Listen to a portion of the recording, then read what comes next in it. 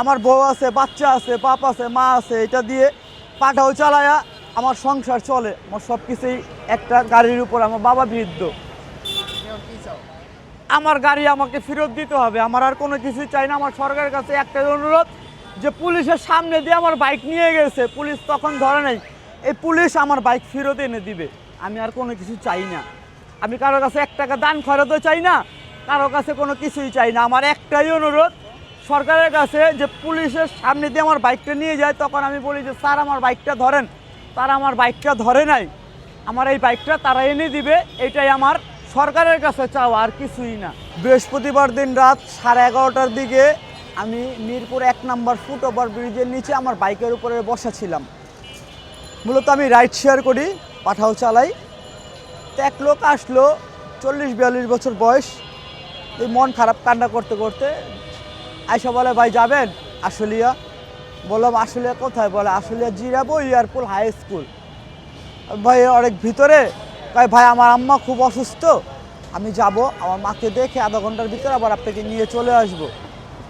তো ভাড়া দাবি করে আমার সাথে 1000 টাকা কন্ট্রাক্ট হইলো। উনি যাবে, আধা ঘন্টা ওনার জন্য ওয়েট করব, করার পরে উনি আবার মিরপুর 1 নম্বর চলে আসবে।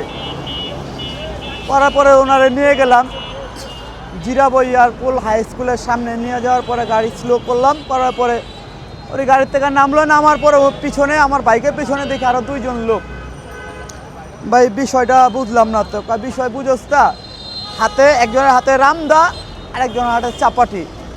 তো তখন আমি বুঝে গেছি আমার বাইক নিয়ে যাবে। তো আমি ঝগড়াঝাটি কোনো কিছু করিনি, আপোষে বাইকটা দিয়ে দিলাম, বাইকের চাবিটা দিয়ে দিলাম। আবার পকেটে 200 টাকা ছিল, সাথে কত আছে? আমাকে ভাই 200 টাকা ভাড়া মারছি, 200 টাকা আমার কাছে আছে। তো 100 টাকা নিল, আর 100 টাকা আমাকে দিয়ে দিল। দেওয়ার পরে আমি তাৎক্ষণিক 999-এ ফোন দিলাম। 999-এ ফোন দেওয়ার পরে এসআই সুমন স্যারের কাছে আমাকে পাঠালো। পাঠানোর পর আমি ফোন দিলাম, স্যার কোথায় আছেন? বলে আমি বাইপেল আছি, তুমি বাইপেল আসো। তো জিরাবো থেকে আমি আবার বাইপেল গেছি। বাইপেল যাওয়ার পরে বাইপেল পাপ্পে থেকে ওনার গাড়িতে উঠলাম। উঠার পরে আমাকে বলতেছে যে ভাই দেখো, এরা তো আপনার যে গাড়িতে বসছি, পিছনেই যে বসছি, প্রথমেই কনস্টেবল আমারে বলতেছে যে 4 নাস্তা খাওয়াবি না, 4 নাস্তা খাওয়ার টাকা পয়সা দিবি না। মানে স্যার যে দেখেন আমার যে পরিস্থিতি, আমার পকেটে আসলে 200 টাকা, 100 টাকা নিয়ে গেছে, আর 100 টাকা আছে। আপনি করে 4 নাস্তা আমি কই থেকে খাওয়াবো?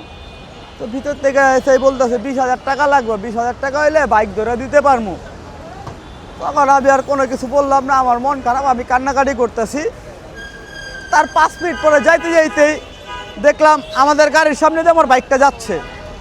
আমি বললাম সুমন স্যার, ওই যে আমার বাইকটা যাচ্ছে, আমার বাইকটা ধরেন। 1843-48 গাড়ির নাম্বার, টিভিএস রাইডার, লাল কালার গাড়ি, ধরেন। ওরা আবার বলে বাইঞ্চোর, তোর জন্য কি আমরা লাভ দিয়ে গাড়িতে ঝাঁপ দিব নাকি, মরবো নাকি? অথচ উনি যদি একটা ওনার অলওয়েজে কল করে, তাহলে আমার বাইকটা ধরতে পারে।